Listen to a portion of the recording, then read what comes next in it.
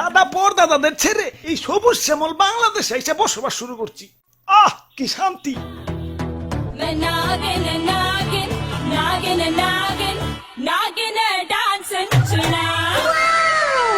আহ তোমার নাচে সন্তুষ্ট হইয়া তোমারে আমার 101তম বিবি বানাইলাম। যাও বাসর ঘরে অপেক্ষা করো, দুমাইয়া বংশ বিস্তার হবে।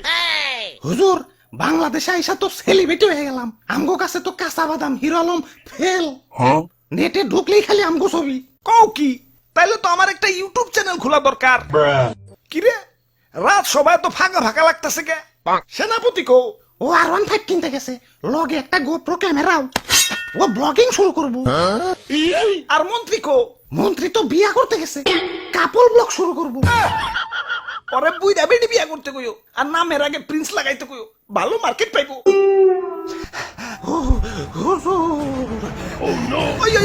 কি হচ্ছে? মাথায় পানি ডালো, পানি ডালো। পানি লাগবো না হুজুর, আমার রাসেল ভাই পাওয়ার এক খুপেছে।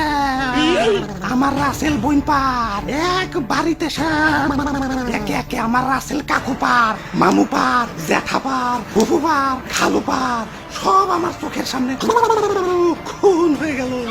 কোনো মতে জান্ডা নিয়ে পলে আইছি, লেজের মধ্যে এরা বাড়িও খাইছি। দেখেন না লেজটা হুইল্লা গেছে।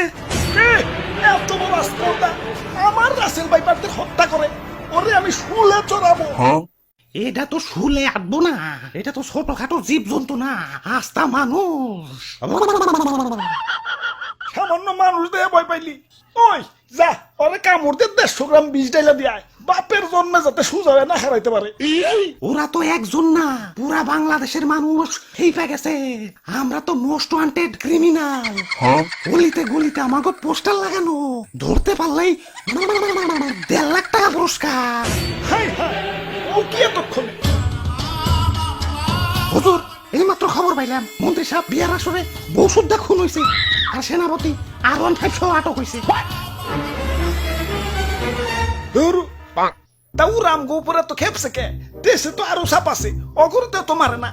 সামান্য 150 জনের একটা গ্রুপ নিয়ে বাংলাদেশে আইছি, বংশ বিস্তারই করা পারতাছি না, এর মধ্যে সব শেষ দিয়ে দিতেছে। না এভাবে চলতে থাকলে তো বংশ নির্বংশ হয়ে যাবো। হুজুর ফেসবুকে ভাইরাল হওয়ার পর থেকে আমাকে মৃত্যুর হারারও বাইরে গেছে। বাংলাদেশের 1.5 বছরের বাচ্চাও এখন আমাকে চিনে, মানুষের সামনে পড়লেই খেল খতম। কি এলাকায় নতুন নাকি? আসো পরিচিত হই, আমি ধরা সাপ। মানুষ আমার তেমন কিছু কয় না, খুব নিশ্চিন্তে জীবন কাটাইতাছি। যাই খিদা লাগছে, একটা ব্যাং ধরি গে। কিরে ও কি কয়ে গেল? হুজুর ধরা সাপরে কেউ মারতে চায় না, ও বলা প্রাণী তো মাফ করে দেয়। ওই বুদ্ধি একটা পাইছি, বাইসা থাকতে হইলে ধরা সাপ হইতে হইব। মানে মানে কিছুই না, আমাকে প্লাস্টিক সার্জারি করতে হইব। যাও এটা দক্ষ রুম মিস্ত্রি ডাইকে নিয়ে আহো।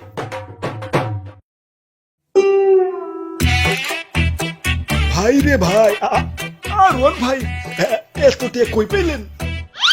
এটা কি? পুরস্কার পুরস্কার পুরস্কার, রাসেলস ভাইপার ধরে দিতে পারলেই 1.5 লক্ষ টাকা পুরস্কার। আপনারা রাসেলস ভাইপার ধরছেন নাকি? এত বড় সাহস আপনার? আব্বে হালায়, বুদ্ধি থাকলে সাহস লাগে না। এই যে দেখো এগুলা কি? জঙ্গলে যাইয়ে এটা ধরা সাপ ধরে লই, রং সং করে রাসেলস ভাইপার বানিয়ে দিই। বাস ডুপ্লিকেট রাসেলস ভাইপার জমা দিয়ে কসকসা পুরস্কার নিয়ে আহি। সিম্পল। বাবা বাবা, সাবাস সাবাস। ভাই ভাই ভাই, আমার একটা আইফোন কিনতে হইব ভাই, চলেন না ভাই আরেকটা ধরা সাপ ধরে নিয়ে আহি। এমন ভাবে রিকোয়েস্ট করতেছো মনে হইতাছে রাসেলস ভাইপার ধরবার কইতাছো। ধরা সাপই তো, লেটস গো।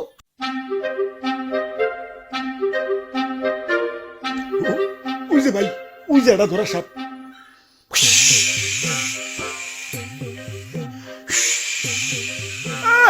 সাল নাই কুত্তার বাগানাম হয়েছে ধরা সাপ, আবার ফস ফস করে। চুপ ভাই, কেমন না দিল আমার বাড়িতে ভাই, ছোট ছোট দুটা বাচ্চা ভাই। আরে ধরা সাপের কামড়ে কিছু হয় না। হাসানি? হ হাসা। তাহলে ভাই আপনি একটা কামড় খান। এই যে নাও খাইলাম। আউচ। ঠিক আছে ভাই, এবার রং করেন। হ আগে ভালো করে মুছ ছালাও, ময়লা টয়লা থাকতে পারে, ভালো করে ঘষো। বিসমিল্লাহ। আরে ভাই ভিতরে দিয়ে অন্য কালার। বাইসা থাকতে হইলে আমাকে প্লাস্টিক সার্জারি করতে হইব। যাও এটা দক্ষ রং মিস্ত্রি ডাইকে নিয়ে আহো। ওরে বাপুরে কি সাইড দেখি দি খালি রাসেলস ভাইবা আমি বুঝা মানুষ আর বুঝা মানুষ শিশুর সমতুল্য এই শিশু বয়স আমি মরতে চাই না আমারে সাইজা দেও ওই তোমার ভয় নাই শুনছি এই বুড়া বয়স নাকি তুমি ভালো রং তামাশা করতে পারো এখন আমগো একটু রং করে ধুলা সাপ বানিয়ে দাও